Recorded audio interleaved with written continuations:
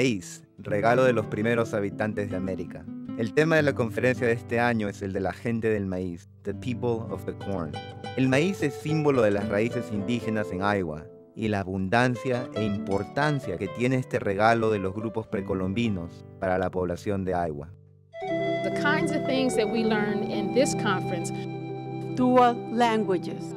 Who has become a resident becomes a resident with conditions.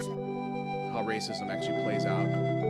So certainly looked at the class issues. You really get the sense that you can get your arms around this kind of issue.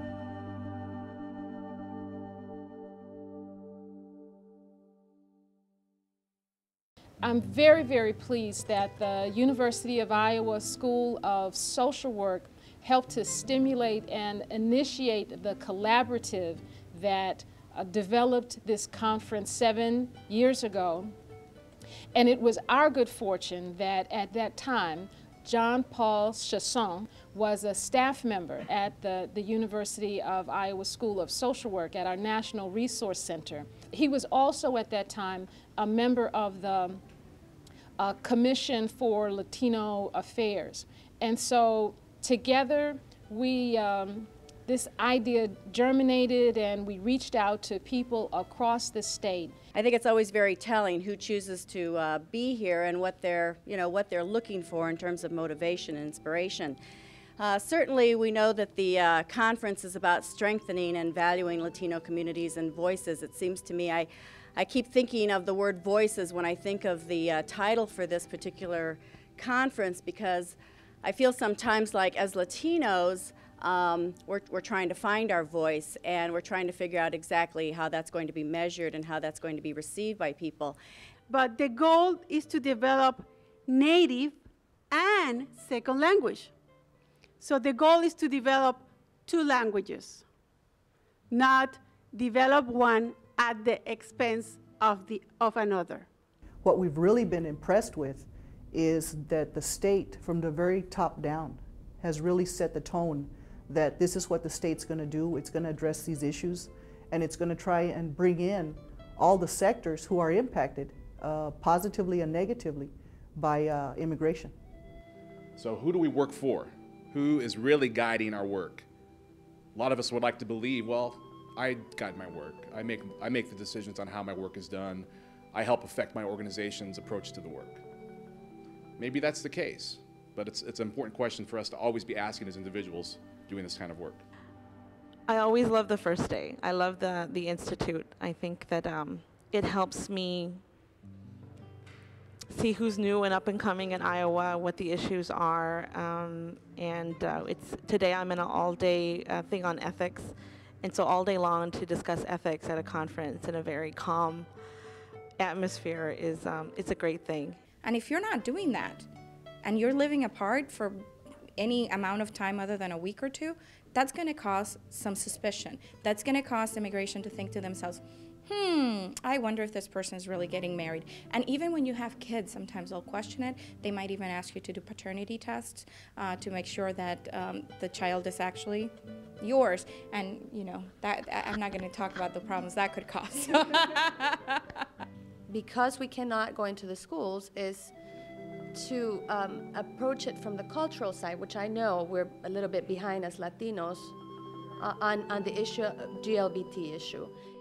The major difference now is that the planning and the implementation of this is really a community-wide effort, and it comes from all kinds of different members of different organizations. Welcome to the Iowa State Capitol. My name is Joe Balcom. I serve in the Iowa State. Escuchar nuestro lenguaje en este mismo lugar donde hace unos años pasó la ley que nos prohíbe ser bueno hablar. I think the English only should be the 7th year running conference.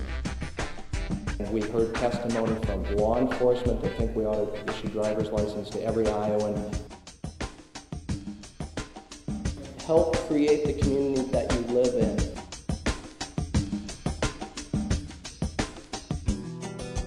I just think the conference is really helpful, and for those Latinas, especially going to college.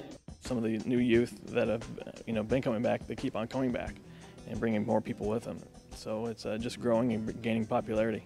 El haber venido a esta cumbre de liderazgo de la juventud, una de las cosas que me ha llamado mucho la atención es el nivel de participación, el nivel de preparación, el nivel de interés de la juventud y las personas que trabajan con la juventud latinoamericana. I'm trying to keep my grades up so that I can get scholarships and stuff and just become a lawyer. Looking at all the youth that were here today, that's the future right there, filling up these seats. I thought a great deal as I sat there listening to the presenters. Part of a different, lower, strata of society. I'm trying to make a difference for us and the future generations. ¡Sí se puede!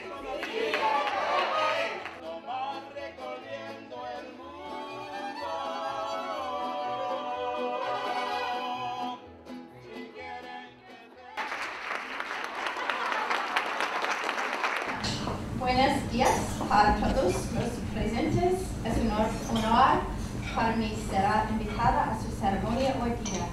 Muchas gracias por este honor.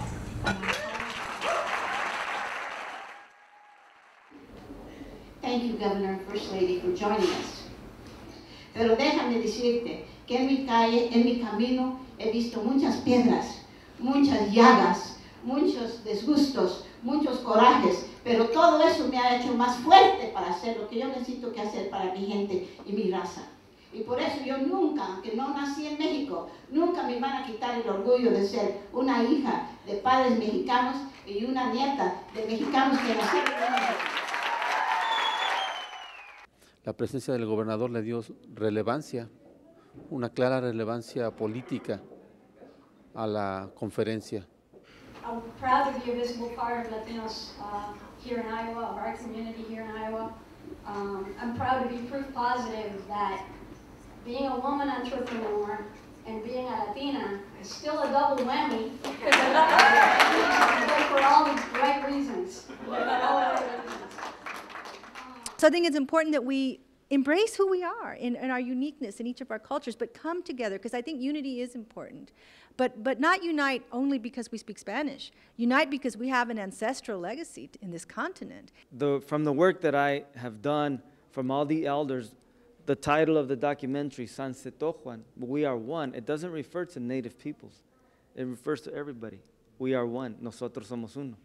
Estoy muy contenta de participar, realmente ha sido estupenda, esta vez ha sido mejor que la del año pasado. Se les invita a los latinos a ser parte de la comunidad como líderes, como ser líderes en su comunidad y participar en la comunidad.